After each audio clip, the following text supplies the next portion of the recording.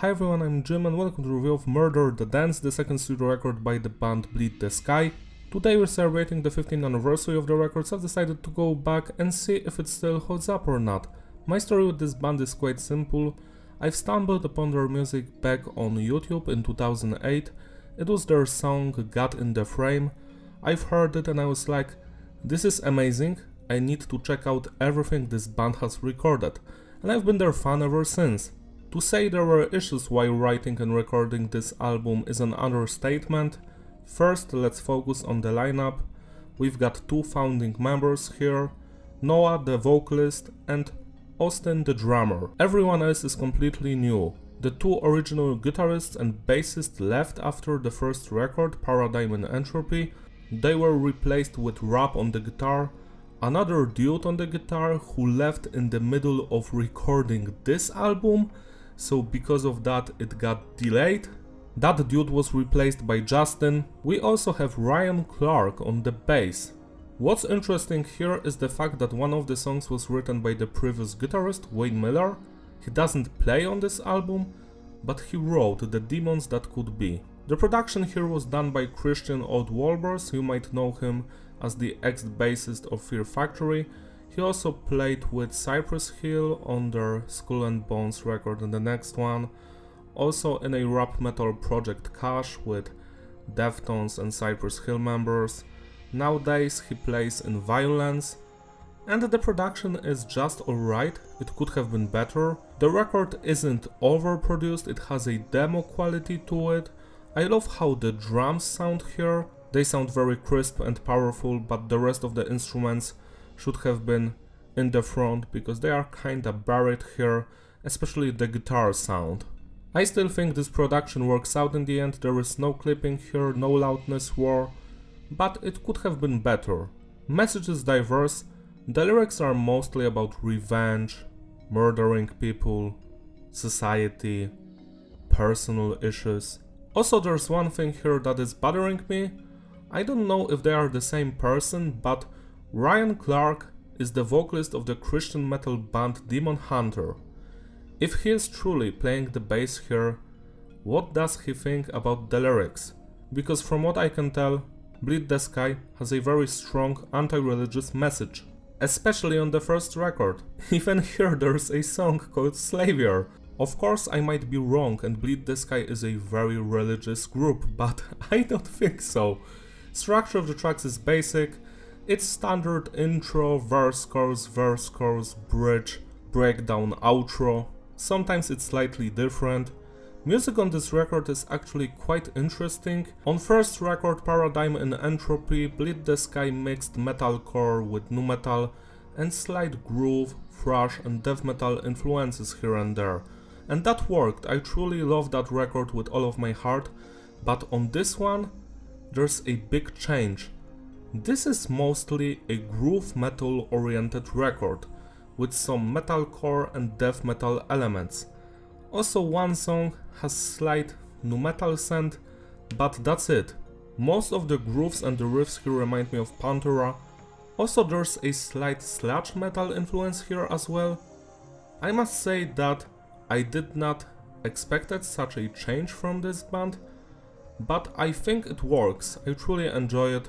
Also I must say that this record is much more heavier and darker than the previous one. The album starts with the song Knife Fight and the first thing you're going to notice here is the drumming.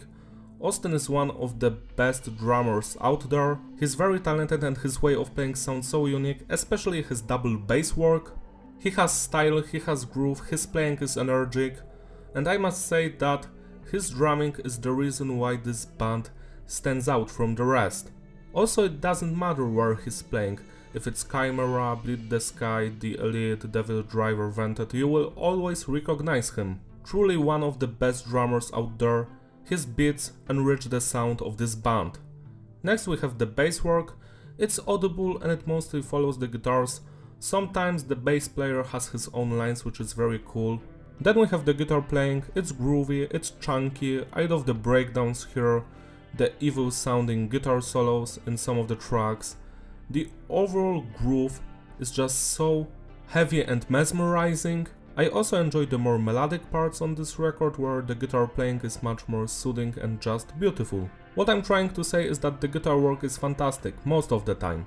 Also, in contrast with the previous record, we don't have any electronic elements here. Last but not least, the vocals by Noah. Noah is one of my all-time favorite singers. I just love his screaming, it's just so full of anger and passion. The way he screams every word, it resonates in your head and it stays there. The growling and singing is also magnificent, but those screaming parts are just so good. The drumming and the vocals alone make this record something that you need to hear. This opening track, Knife Fight, is not my favorite song on the record, but it's flawless. I enjoy every second of it, especially the vocals. They stay in my head. The singing, the screaming, the growling, it's goddamn beautiful. The guitar riffs, also fun to listen to, same with the bass work and the drums. The drums slay. 10 out of 10. Sullivan has a music video and it's the most recognizable song from the record. I truly enjoy the vocal performance here, especially in the chorus. Sally, I'm not my own. It's just so beautiful when it comes to the singing, but the screaming is even better. I just love the vocals and the drums here, and the guitar work is also fantastic. Love the main guitar riff, the intro, the chorus, which is very melodic sounding, and that breakdown is goddamn beautiful. Also the guitar solo, how could I forget, it's phenomenal, 11 out of 10. Murder the Dance is my favorite song on this record, I just love every second of it, especially the drumming and the vocals. The vocals in the pre-chorus and chorus are probably one of the best vocal performances ever. The way Noah screams his lungs out is admirable, like, do what you believe is right. You can actually hear his throat imploding or some shit. It's so beautiful, I could listen to it all the time and I will never get bored of it. The chorus slaps. Murder the dance, you've got one more chance. Sorry, I'm not a singer, but I just love that part. It's memorable, it's heavy and it stays in your head. Same with the bridge part, which has very cool guitar melodies, and the outro, which is just a nasty breakdown. Great stuff.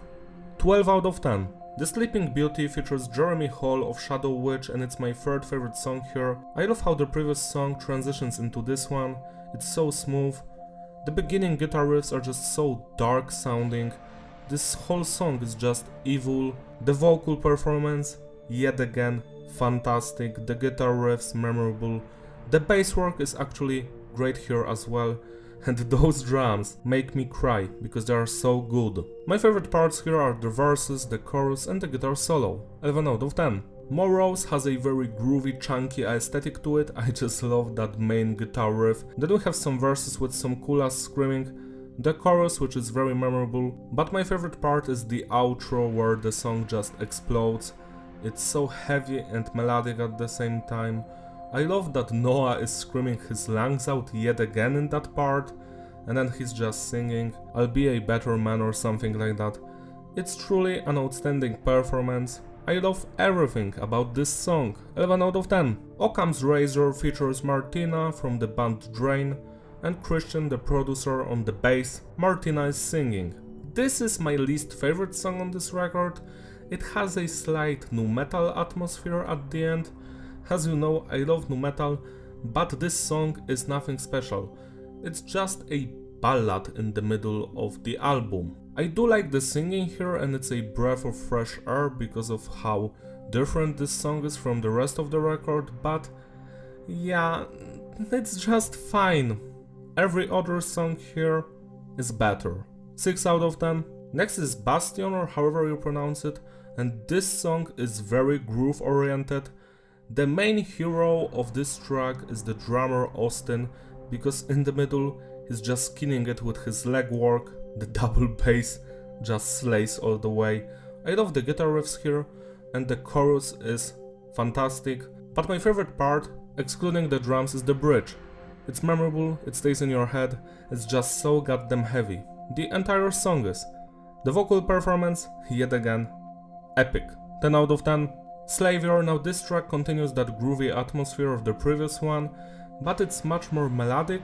I love the verses here and the bridge parts, especially the vocals there. The screaming is on point, but the chorus could have been better. I mean, I do love the instrumental work there, but the vocals could have been better. I am actually surprised that Noah's singing in the chorus here isn't that great, to be honest. Everything else is. 9 out of 10. Kettle Black, now this song is the exact opposite of the previous one, because I love the chorus here. It's very melodic, it has that southern vibe to it. It kinda sounds sludgy and heavy metallish at the same time, even grungy, but then the verses aren't that special, you know. They do work and I enjoy them, but they aren't as memorable. Everything else is. This is a fantastic song, just not perfect. 9 out of 10. Poseidon is the most experimental song on the record. It has that classic southern metal vibe to it. I love the guitar riffs here because they are just do-do-do-doom, do-do-doom, do-do-doom. They have that groove to them. I love the vocal parts here. This song reminds me of Pantera a lot, and I just love every second of it, especially the bridge and the chorus. 10 out of 10. The Demons That Could Be, the only song here written by the previous guitarist Wayne. I truly love the grooviness here, the anger in the guitar riffs and the vocals.